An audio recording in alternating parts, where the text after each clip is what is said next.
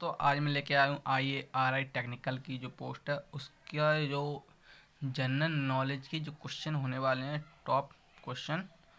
तो मैं 20+ क्वेश्चन यहाँ पर लेके आया हूँ जो कि प्रीवियस ईयर में जो पेपर हुआ था 2018 में, जो कि 2016 में भर्ती निकली थी और 2018 में पेपर हुआ था। तो उसके मेमोरी बेस्ड ये क्वेश्चन है, कुछ 20+ क्वेश्चन है यहाँ पे। तो ये जनरल नॉलेज के ये जो क्वेश्चन होने वाले हैं आपके।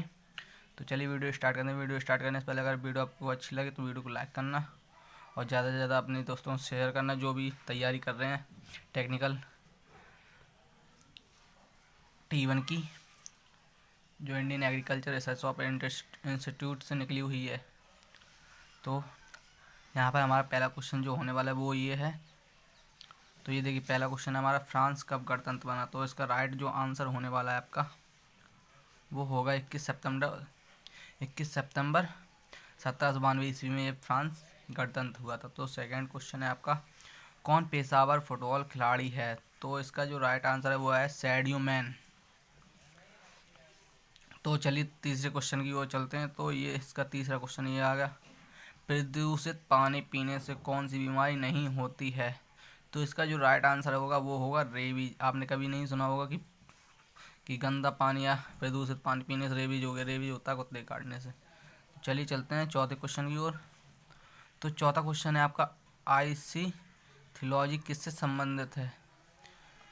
तो इसका जो आंसर होगा तो वो होगा स्टडी ऑफ फिश से।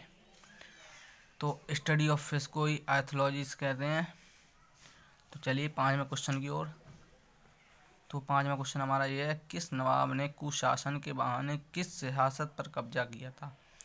तो इसका जो राइट आंसर होगा आपका वो होगा अवध।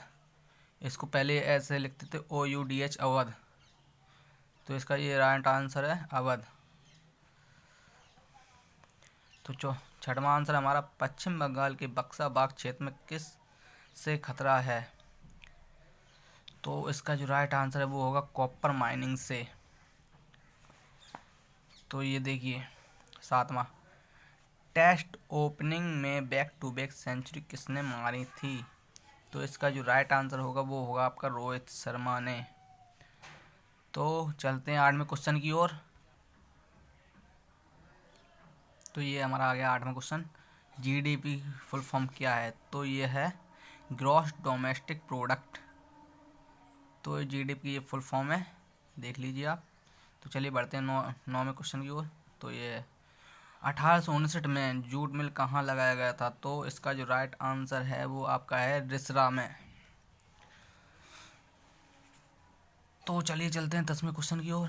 10वां क्वेश्चन आपका ये, पहली बार कॉटन मिल कहाँ लगाई गई थी। तो पहली बार कॉटन मिल 1854 ईस्वी में बॉम्बे में लगाई गई थी। तो चलिए चलते हैं 11वें क्वेश्चन की ओर। यह है, प्राकृतिक अम्ल सांकेतिक नहीं है। तो इसका जो राइट आंसर होगा वो होगा आपका ऑर्गेनोलीफ। तो चलिए 11वां क्वेश्चन हो गया आपका। चलिए चलते हैं 12वें क्वेश्चन की ओर।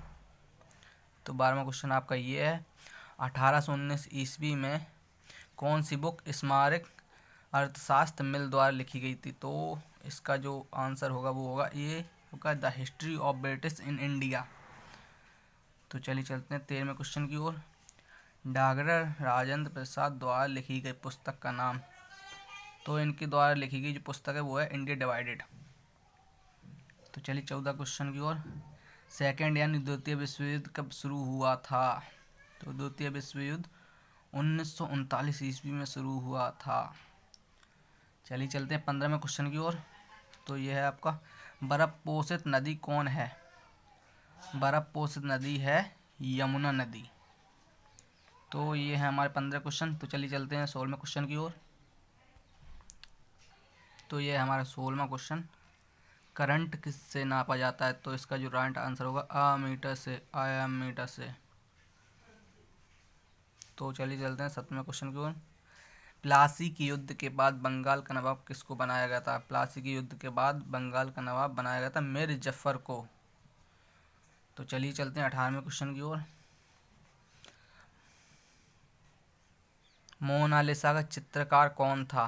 मोनालिसा का चित्रकार लियोनार्डो दा विंची था, जो कि बहुत फेमस ही फ़ोटो है और ये राइटर भी बहुत फेमस हैं। शेक्सपियर किस देश के निवासी या नागरिक थे? तो शेक्सपियर इंग्लैंड देश के निवासी थे। बोस्टन टी पार्टी घटना कब हुई? तो ये 20वां क्वेश्चन हमारा। तो बोस्टन टी पार्टी घटना 1773 ईस्वी में हुई। तो चलिए चलते हैं अगले क्वेश्चन की ओर। 21वां, संयुक्त राज्य अमेरिका के प्रथम राष्ट्रपति कौन थे? संयुक्त राज्य अमेरिका के प्रथम राष्ट्रपति जॉर्ज वॉशिंगटन थे। तो चलिए चलते हैं अगले क्वेश्चन की ओर। खूनी रविवार की घटना कब घटी थी? खूनी रविवार की घटना 22 जनवरी 1905 ईस्वी को घटी थी। तो चलिए चलते हैं 23वें क्वेश्चन की, जो हमारा लास्ट होने वाला है। संयुक्त राष्ट्र संघ के कितने अंग हैं? तो इसका जो आंसर होगा वो होगा आपका 6 अंग हैं।